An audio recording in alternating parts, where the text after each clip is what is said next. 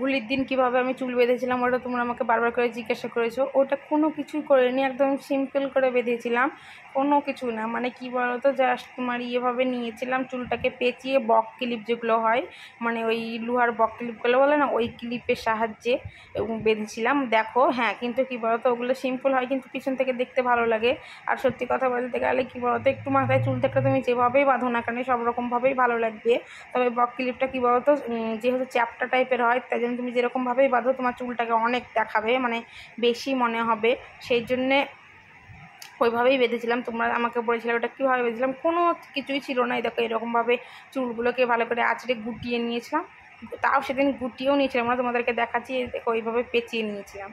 পেঁচিয়ে যাদের চুল ছোটো তারা ঢুকিয়ে দিবে, আমার যেহেতু একটু বড় চুল বারবার করে পেঁচাতে হচ্ছে, পেঁচিয়ে পেঁচিয়ে আমার আটে না, সেজন্য চুলটাকে আমার এখানে এভাবে ভাঁজ করতে হচ্ছে। তোমাদের ভাঁজ না করতে হলে ভাঁজ করবে না, আমার যেহেতু হয় না সেজন্য ভাঁজ করতে হচ্ছে। ওই দেখো এইভাবে আটকেছে, একদম সিম্পলভাবে, কোনো ইয়ে ছিল না।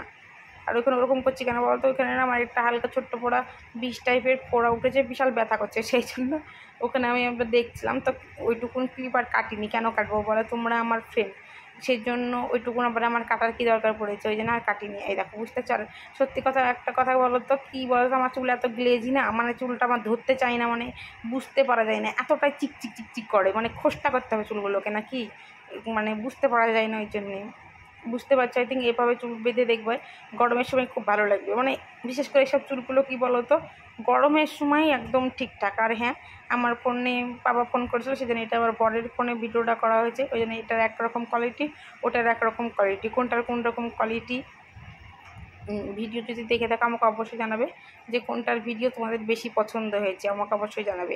আর এটা কী বলো তো, এই দেখো নখটা পেঁচিয়েছি, ওই দেখো এইভাবে দেখে নাও তোমরা, দিয়ে চুলটাকে ওই দিকে টেনে নিতে হবে।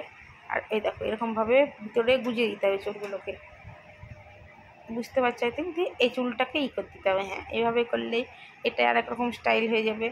কিন্তু দুঃখের বিষয় তোমাদেরকে দেখাচ্ছি, কিন্তু আমার চুল আটে না, এই ক্লিপে ঢিলা হয়ে খুলে খুলে পড়ে যায়, মানে কোনো মতে ধরো আটকে রাখি। এই দেখো বুঝতে পারছো, এটাও আর একরকম সৌন্দর্য লাগে, ওটা একরকম ওটা একরকম। আর আমার আগাগুলো ভেতরে ঢুকিয়ে নিই, তোমরা ভালো করে গুছিয়ে ঢুকিয়ে নিবা, আমার চুলের একটু সমস্যা হয়। আর হ্যাঁ, ওই গোড়াটা দেখছো, এই চুলটা যেরকম ফোল্ড, ওরকম গোড়াগুলো একটু ঢিলা ঢিলা করে টেনে নিবে, একদম টান টান করবে না, তাহলে দেখতে ভালো লাগবে না।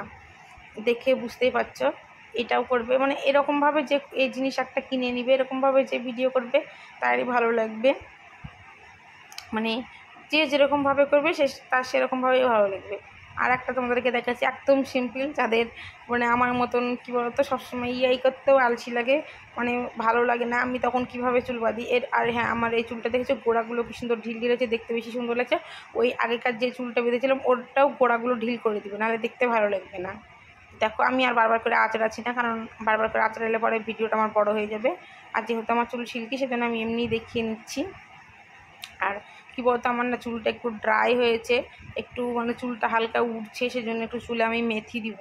তোমরা যদি আমার ভিডিওটা ঠিকঠাক করে দেখে থাকো তাহলে সেটাও তোমাদেরকে হচ্ছে কী বলে মেথিটারও ভিডিও করব, অবশ্যই দেখতে কিন্তু ভুলবে না, ঠিকঠাক করে দেখবে, বিশেষ করে মেয়েরা। এই দেখো এটা একদম সিম্পল কিন্তু দেখতে হেভি সুন্দর লাগে, এভাবে তোমরা চুলটা দেখো, বিশাল অনেক বড় মনে হবে আর অনেক বেশি চুল মনে হবে, দেখো দেখে বুঝতেই পারছো। এইটা আমি খুব বেশি করি, সব থেকে আমার প্রিয় বাঁধার মধ্যে এইটা। ঠিক আছে, ভিডিওটা ভালো লাগে লাইক করবে, কমেন্ট করবে, আর শেয়ার করতে ভুলবে না। আজকের মতন টাটা, বাই বাই।